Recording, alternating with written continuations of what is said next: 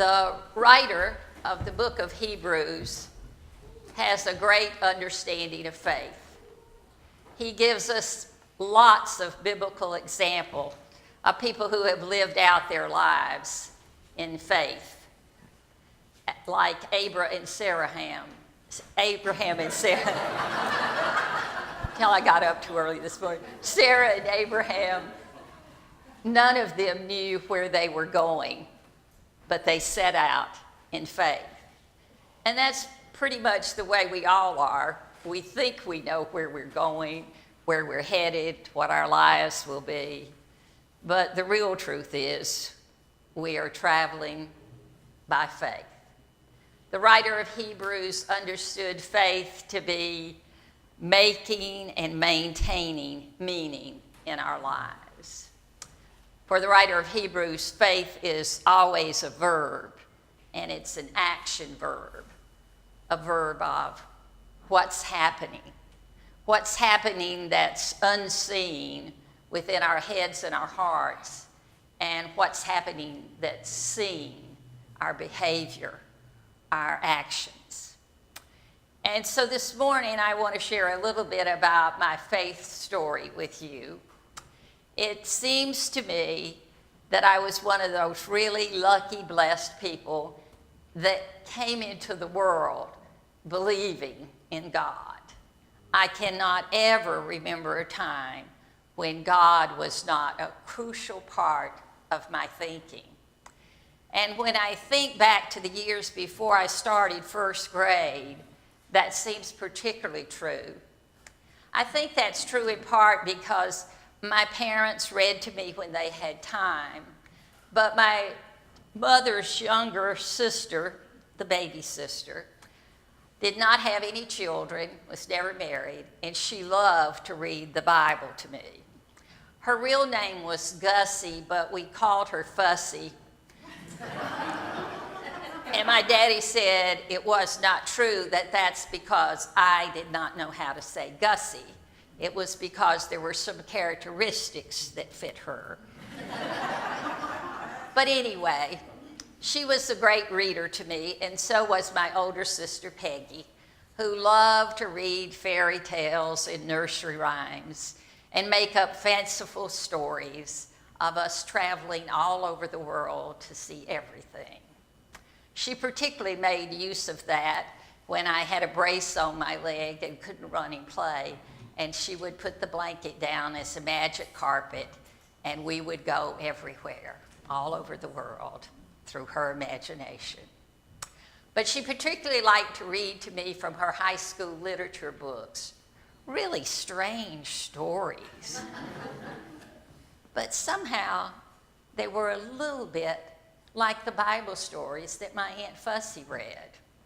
And so one summer's afternoon, after my aunt had read me the story of Passover and the putting of the mark so that the people would be saved, and after Peggy had read me Alibaba and the 40 Thieves, I jumped up, ran over to the dresser, and got my sister's bright red lipstick and put a big red cross behind the bedroom door so that we too would be saved and spared.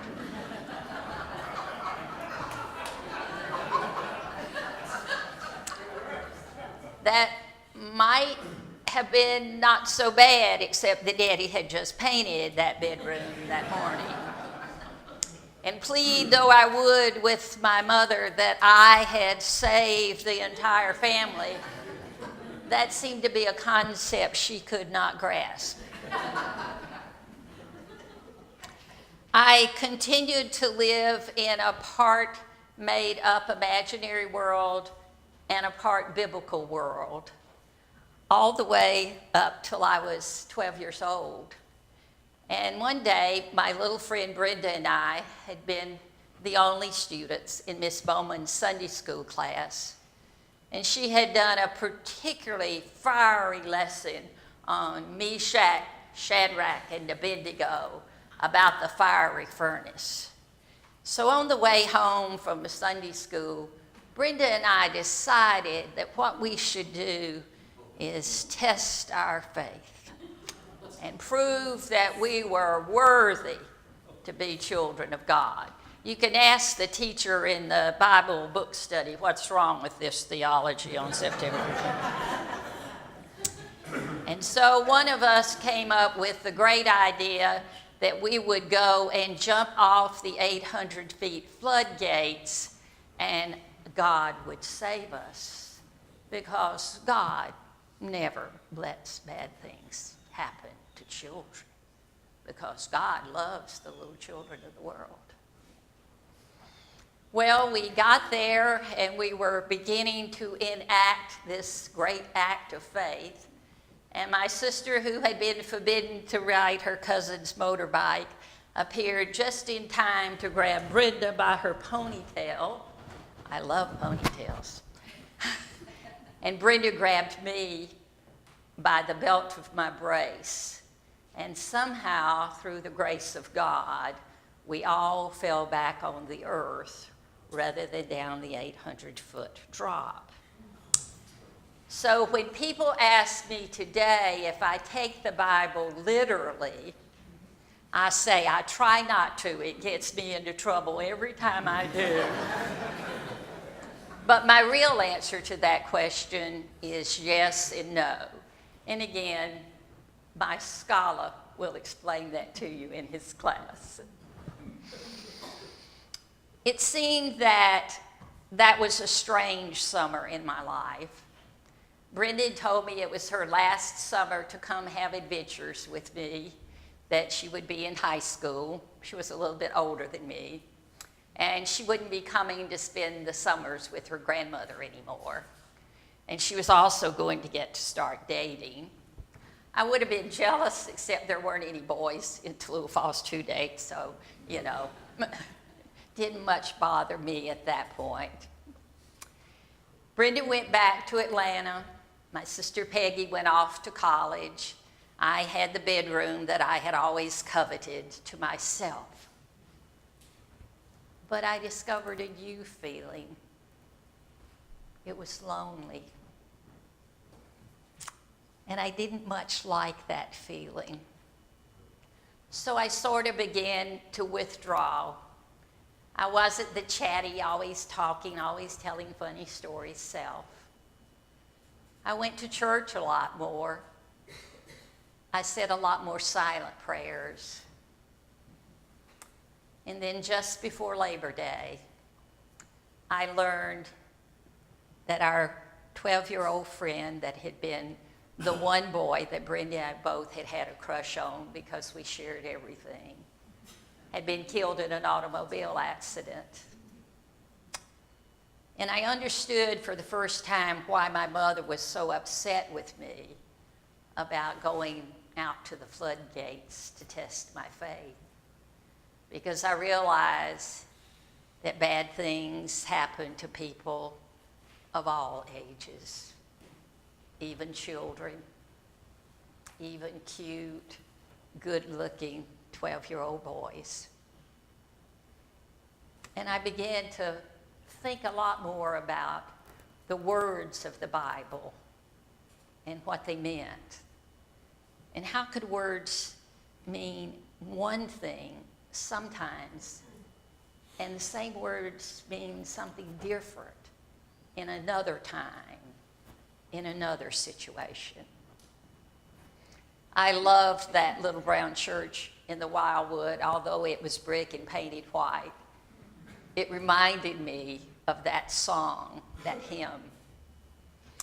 I loved it because even though my mom and dad didn't go to church much and Peggy wasn't there to go with me, that church family made me family. They continued to encourage me to pray aloud. They continued to encourage me to grow. One lady, this is funny, the lady that my mother least liked in the whole town, paid my way to go on a United Nations peace seminar when I was a junior in high school. God works in mysterious, funny ways to get you every time. I didn't know she paid my way for a long time, but my family couldn't have afforded for me to go. But Miss Bertha told the pastor, "Don't tell her where this money came from now. I just want to do something nice for somebody. You don't always have to know all the details."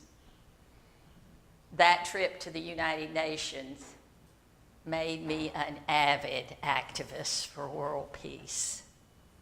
It also made me an activist for youth group activities. Because there at the United Nations, where we ate in the ambassador's dining room, I saw people of every dress and costume you can imagine. The beautiful Indian woman who took down her veil to say hello to us and greet us. The Islamic man who came over and said, "We worship the same God. We worship the same God." I called him Allah. You called him Jesus Christ. The whole world was changing before my very eyes.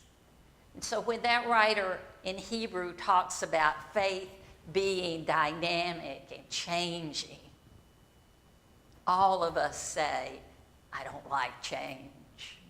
And that's true up to a point. But being open to God's working in our lives means that there will be changes. And we must be open to those changes. My friend Elaine came to the school where I went when I was in the 11th grade, and she's the first person I ever told aloud that I wanted to be a minister.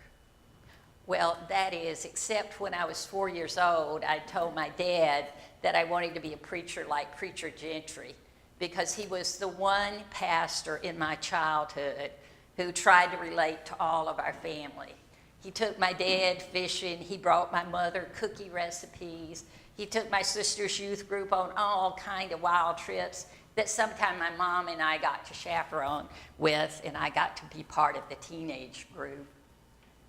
He loved us all. He's the one who taught me Jesus loves the children of the world.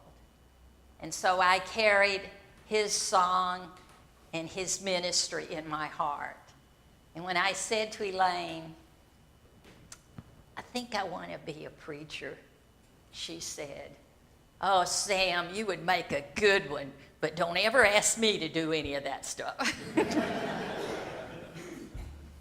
I went away to college at the University of Georgia, and I was beginning to notice how my life and black people's lives were intertwined. I was fascinated by that because there were only 2 black families in my hometown, and they rode a blue bus 30 miles down the road to school, and I never saw them except on my 9th birthday. I asked my dad if I could have anything I wanted for my birthday, and he said yes. And so I asked to go and play with those black children. My mother was so upset, she could hardly stand it when Daddy granted my wish. We played from sunup to sundown. They had so much energy, and even though they had no toys, I learned how to play hopscotch, jump rope on one foot, how to take my brace off and jump with both feet. It was wonderful. I never went back to visit them again until after I was in college. In college at the University of Georgia, I became part of a 150 student movement that tutored in all black elementary schools. And I had this darling little girl who said one day to me, "When you started tutoring me, I was only a year behind, and now I'm 2 years behind."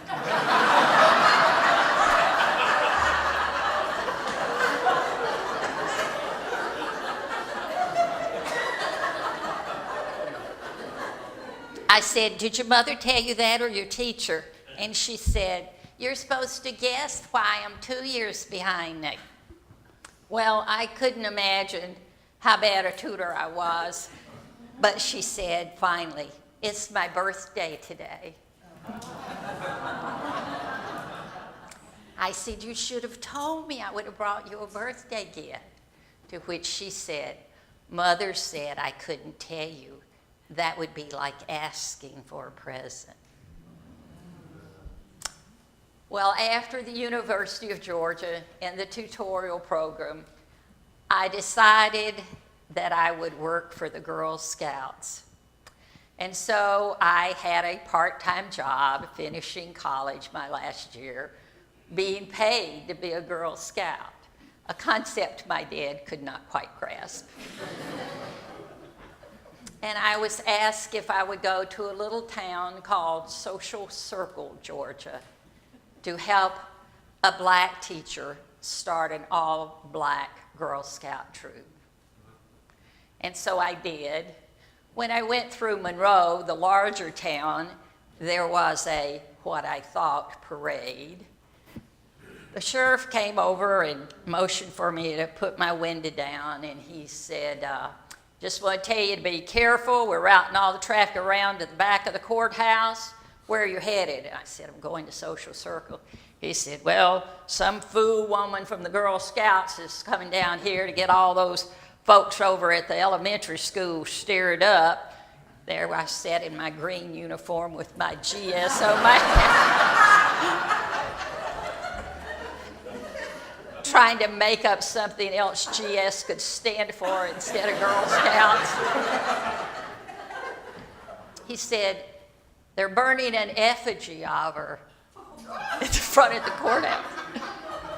To which I said, "That's too bad. She might be a nice person."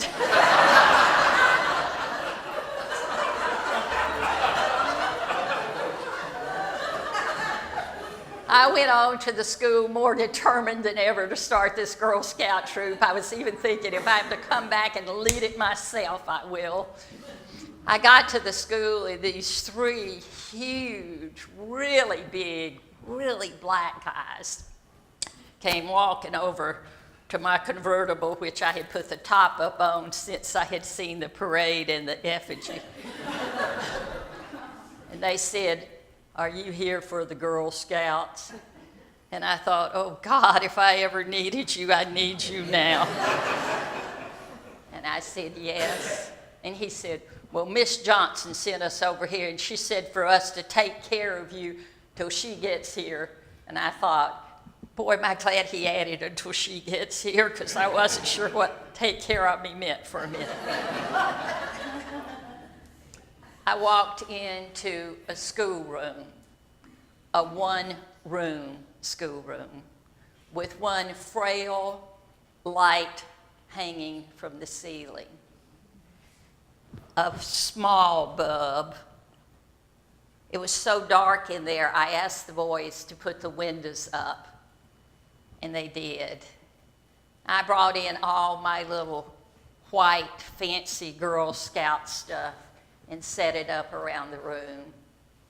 I picked up one of the textbooks. The front was tore out, the back was tore out. There were some pages missing in the middle. And all of a sudden, it hit me that I had been lied to. Separate, yes. Equal, no earthly way was it equal. We started that Girl Scout troop. A few brave white women from Jefferson down the road started an older group, an integrated troop. One of the husband's cars was bombed, and he was killed. I decided I didn't want to be in Lester Maddox, Georgia anymore. So I packed my worldly goods in that same little Blue Valiant convertible and headed off to New Orleans. That's where I met Russ. We got married. I went to New Orleans because I'd been told that white and black people sat beside each other on the St. Charles streetcar. And I thought, if there's a heaven somewhere, I'm going to find it. I'm going to be part of the solution. rather than part of the problem. Okay, I'm watching the clock today. I'd like the ushers to hand out the rest of my story. See, I knew this was going to happen to me, so you get a nice type page and you can read the second half when you get home. Because I am determined to get you out once on time. But I remember that I promised that I would take questions.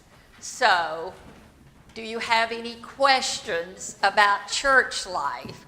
Or would you like for us to have a question-answer session another time, since it's 5 to 11? Did I hear another time? Oh, thank you, thank you.